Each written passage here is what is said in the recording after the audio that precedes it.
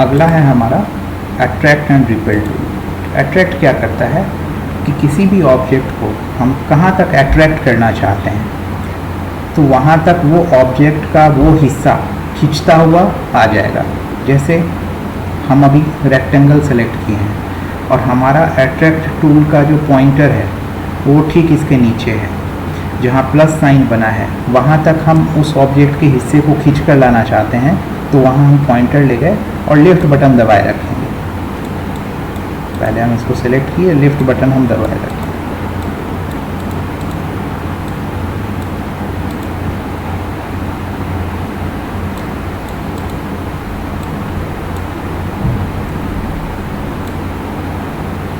देख रहे हैं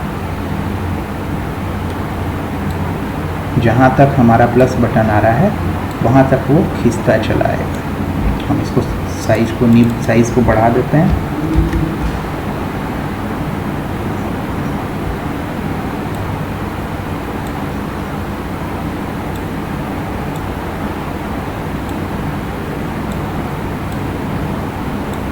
तो इस तरह ये हमारे कंट्रोल में है, ये ऑब्जेक्ट हमारे बिल्कुल कंट्रोल में वर्क करता है। हम जितने हिस्से पर वर्क करना चाहें इस ऑब्जेक्ट के साथ उतने हिस्से पर वर्क करा सकते हैं। तो ये अभी 90 हमने किया हुआ है, इसको हम कम करते हैं स्पीड को, तो ये कम गति से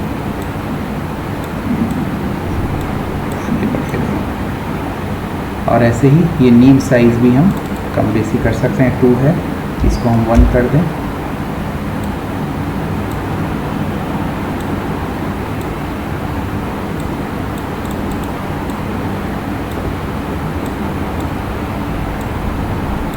तो इस तरह हम अट्रैक्ट को करेंगे।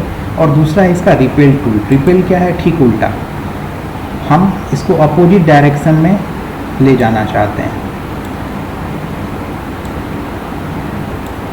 देख रहे हैं पहले प्लस की ओर खींच रहा था, अब वो सर्कल की ओर खींच रहा है, अपोजिट डायरेक्शन में जा रहा है।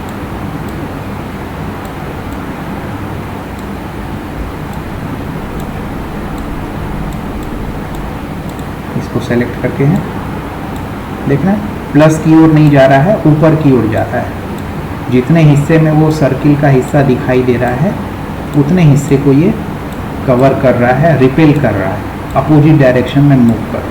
एक बार फिर से देखते हैं, अट्रैक्ट हमने किया तो प्लस की ओर बढ़ा, अब हम रिपेल सेलेक्ट करते हैं तो ये अपोजिट डायरेक्शन में जाता है। तो इस तरह ये अट्रैक्ट एंड रिपेल टूल काम करता है। इसका भी हम वैसे ही पॉइंट को घटा बढ़ा सकते हैं और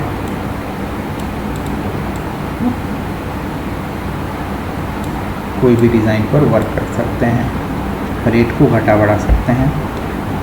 और एक चीज़ और, इसको अगर हम साइज़ को, नीब की साइज़ को कम करना चाहते हैं, बढ़ाना चाहते हैं, तो एक तो हम प्रॉपर्टी बार में जाकर घटाते बढ़ाते हैं। दूसरा तरीका है हम शिफ्ट बटन दबाएंगे और माउस लेफ़्ट बटन दबाते हुए लेफ़्टवर्ड अगर बढ़ेंगे तो इनवर्ड बढ़ेंगे, अंदर की तरफ जाएंगे तो साइज़ कम होगा, और बाहर की तरफ जाएंगे तो नीब का साइज़ बढ़ेगा। शिफ्ट हमने दबाया, अंदर की ओर जा रहे हैं तो नीब का साइज़ कम हो रहा है, और अगर हम शिफ्ट को दबाते हुए बाहर की ओर जा रहे हैं तो नीब का साइज़ बढ़ रहा है। तो इस प्रकार हम रिपेल टूल को यूज़ कर सकते हैं। इसको टेक्स्ट पर भी हम यूज़ करके देखते हैं।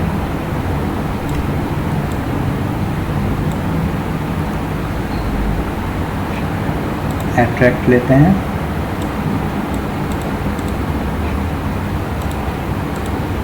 सिलेक्ट किया, कर्व किया ऑब्जेक्ट को, अट्रैक्ट किया,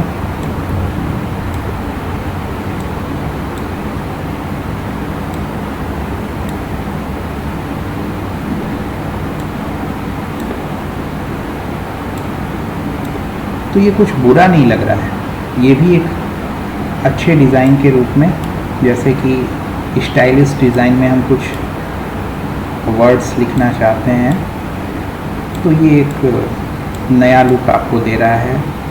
और कोई भी आप क्रिएटिविटी करते हैं उसमें कुछ नयापन होता है तो वो अपने आप अट्रैक्ट करता है। तो आप इस तरह के किसी डिज़ाइन से अगर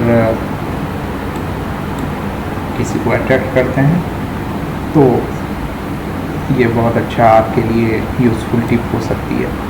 तो हम हर टूल को किसी भी ऑब्जेक्ट पर अप्लाई कर सकते हैं, शेप टूल को, लेकिन उसके लिए कंडीशन है कि जब हम टेक्स्ट पर वर्क कर रहे हैं तो टेक्स्ट टाइप करने के बाद हम एक बार हम देख लें उसको कैसे करते हैं। टेक्स्ट टूल हमने सेलेक्ट किया, अब कंट्रोल Q दबाएंगे, कर्व हो गया। अब हम इन टूल्स का यूज़ कर सकते हैं।